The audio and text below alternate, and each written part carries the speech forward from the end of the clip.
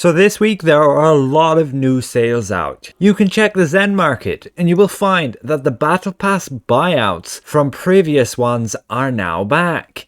This means if you missed out on a Battle Pass, didn't get any completion on it, you can see them all here in past events, and you perhaps wanted the reward from it, you can now go ahead and do so. You can buy the Roth Valley Battle Pass buyout and get the Dragonfire account-wide belt item, which is still the top performing belt item in terms of raw damage output. Keep in mind though, there is an interesting thing coming with Module 27 update. The Owlbear figurine is getting updated to now have a 60-second cooldown instead of a full 10 minutes. So 1 minute versus 10 minutes. This means you can use it every artifact call for an additional 1000 magnitude.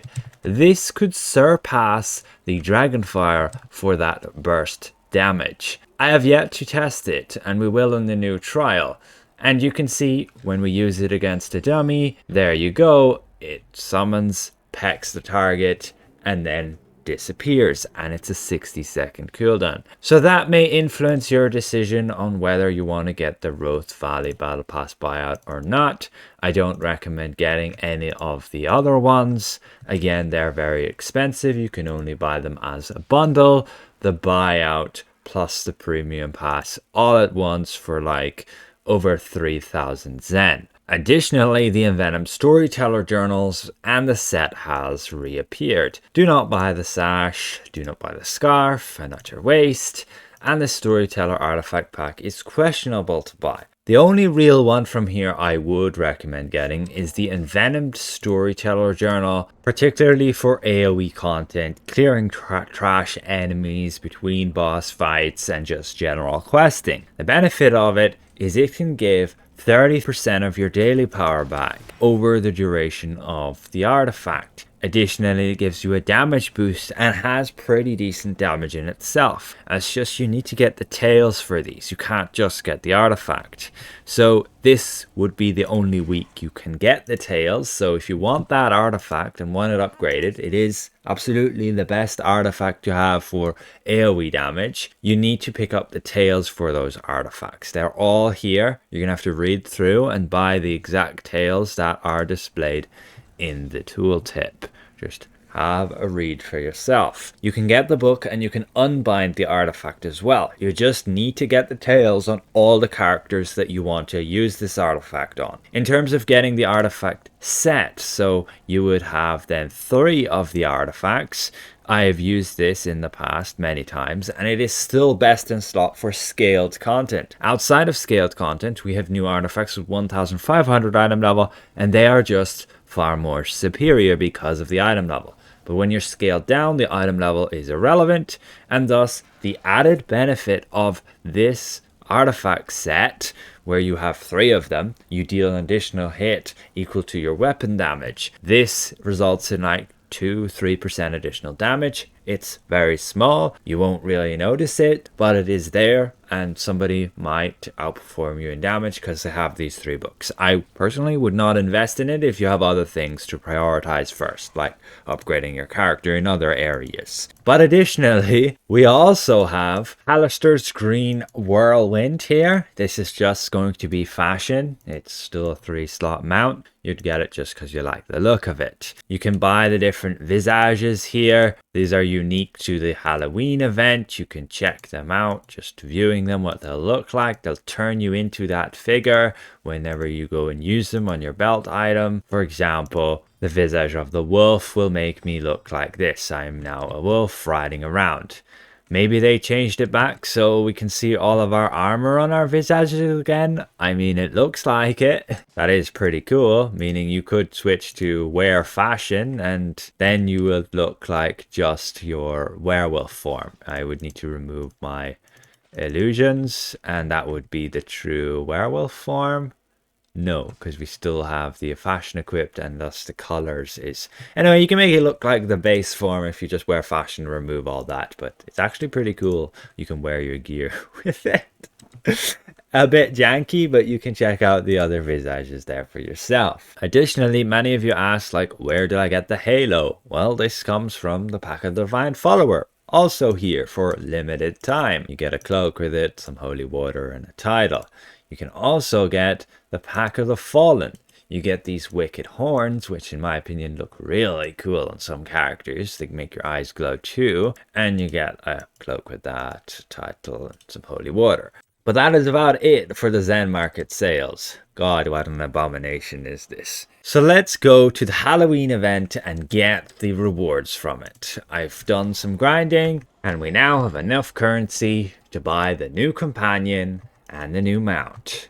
Let's go ahead. Companion 1200. Have it there. It's bound on equip, meaning it's not bound when I bought it. I can sell it. The mount, on the other hand, is bound to account, meaning I can transfer it to other characters, meaning yes, you can just farm this event on one character. You don't need to do it on all of them. So we have the companion, you can inspect it there. Again, you can put it on the auction house, you can sell it, you can save it, you can buy a ton of these, and you can sell them for probably a pretty decent amount down the road. Let's equip it. It's going to give us just redemption here and a vampire's kiss. None of them look too special. Redemption you get from many other things. And then we also have the mount, which we'll equip. What's unique to this, it has 4 insignia slots, and the player bonuses, we already have all of them because they're nothing unique. You can see what they were there: rejuvenating favor and smooth ride. Although smooth ride, I don't think we have. It should have given us that. Yeah, we have dash of life, which apparently it's like thinking I have it already because of that. It should be giving us movement, speed, and defense. So there's a bug right there. Well, we can get the visuals of the mount, choose that, and when we mount up, any animation, pretty cool. And yeah, it's just a skull. It's going to float around, and you're riding in it like so. It's not as big as I thought it would be, but yeah, I guess it's unique. The spacebar animation, so when you're just here, looks like this. The skull kind of just laughs. As for the companion, here she is. Summon her beside us, and she looks like this. Does she have any other appearances? She has no mask, which is this, and she has then with a mask. Ah, yes. Okay, just that covering her nose and mouth. Again, with her powers, she has Call the Dark, lunging forward, dealing damage in a line. Reprise, a skillful series of hits to nearby foes. And Vampire Bite, draining their vital health and recovering her own. She then also gives us the ability of Vampire's Kiss, allowing us to regenerate health points of 3.8% on a 30% chance when we use an encounter power, and a cooldown of 10 seconds. I think they reduced the cooldown, but I don't see it as all too viable. Now, we go and upgrade this companion to Mythic, and we can get her tested out. Again, this is the preview server. While I do this, I usually don't upgrade random companions. On the live server, it's a bit of a waste, but Vampire's Kiss has gone up to 7.5%, and we can test her effectiveness against some enemies. Again, this is the new mount right here. The main thing for the new mount is the stable. You want to use it in your stable on a damage dealer. So we find it here, and we can see with module 27, it's gonna have an insignia bonus list of these 4. Right now, you probably only see Lionheart's Preservance and Accursed Resolve, and that just looks terrible. The reason I'm telling you to get this mount is because with the next expansion, it will have Warlord's Motivation, 12% more damage for your companion, Enchanter's Hex, 100 magnitude damage whenever you're using a daily or an encounter power with a control effect, which works right now in a very bugged form, unlike Wizard and Warlock with like Poison Thorn and Ray of Frost, and yeah, it's a mess. But it goes to live like that, it's a bit overpowered. So you can have these 3 insignias, the Barbed, Enlightened, Regal, doesn't matter what type there, and then you could have your Enlightened here to give you Enchanter's Hex. You gain the preferred bonus here for having 600 item level, or you could switch it over to any of the other ones there to gain the different bonuses. So Illuminated would give you Lionheart's Preservance, Regal would give you Warlord's Motivation, Crescent would give you Accursed Resolve, and barbed would give you nothing. So again, you'll want to have that extra regill there for Warlord's Motivation, or you'll want the Enlightened for Enchanter's Hex on a damage dealer. But now let's go and test the Companion. How effective is she? Single target and AoE. So we go in combat here, we attack, and then there goes the Companion. So that was some odd lunge effect, which she didn't do much with, but there she starts swinging her sword, which looks a little bit weird. That's a copy and paste of one of the barbarian attacks if I have ever seen it.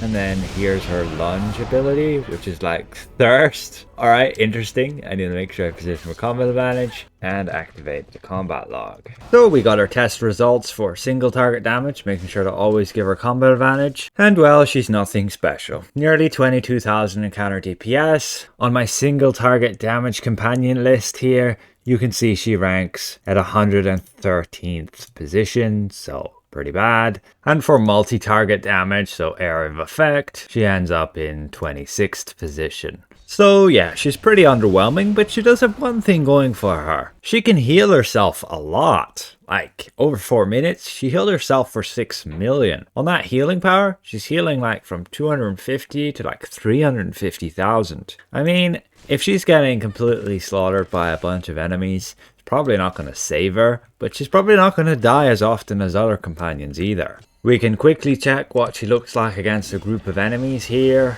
I just initiate the fight, and yeah, her rush ability is a little bit all over the place. But at least she can nuke people with her bite attack pretty much.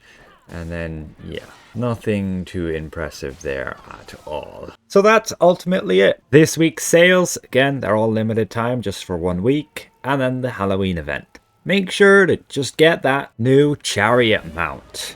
Again, just for module 27, when it will have Warlord's Motivation and Enchanter's Hex. If you have a mythic collar next to it, yeah, you'll have to upgrade it in order to make use of the collar next to it. A special thank you again to all these channel members for their added support. And we'll see you guys around. Goodbye for now.